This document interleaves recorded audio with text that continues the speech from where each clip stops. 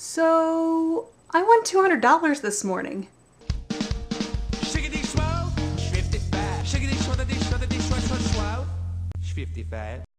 Okay, so it all started back in January. We were a week away from starting fittiefive, and I was trying to find tips and tricks to share with you guys. And I've been a fan of Hungry Girl for like over a year, so I figured she had to have a Twitter feed that I could follow, right? Wrong.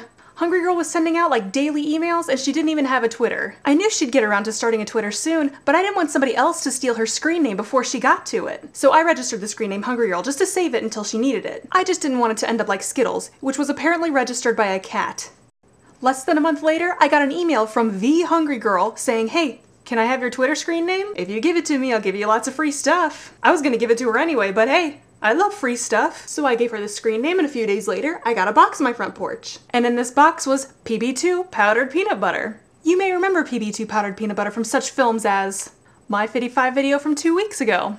After I was finished filming the video, I linked to their website. I find out they have a video contest that's ending that week. So I just linked them to the fittiefive video, and then completely forgot about the contest. Until this morning when I got an email saying, "Congratulations, you've won second place!" Which is interesting because during the video, I think I called their peanut butter P2 instead of PB2, like twice. Not to mention that I made this face the second time I tried it. Not that I didn't like it, I mean I loved it, but I just made a weird face. Despite all that, I still won second place, so thanks Hungry Girl for giving me the peanut butter. And thanks to PB2 for having a video contest on the week that I decided to taste your product. And thanks to the fittiefive for having a project that requires me to eat food in front of the camera.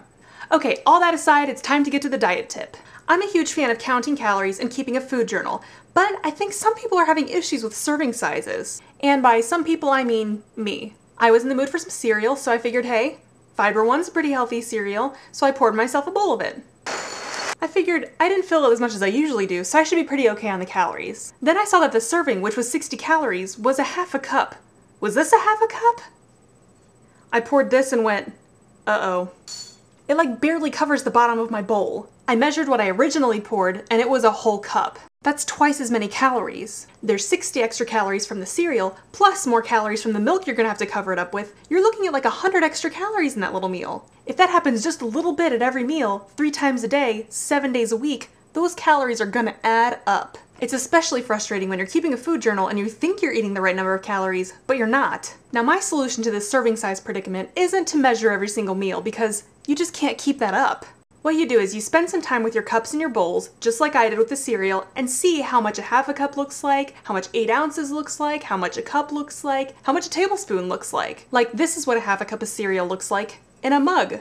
And this is what it looks like in a tiny little bowl. I love these little bowls. They're perfect for half cup servings. See what liquids look like, see what ice cream looks like, see what your favorite foods look like in your bowls.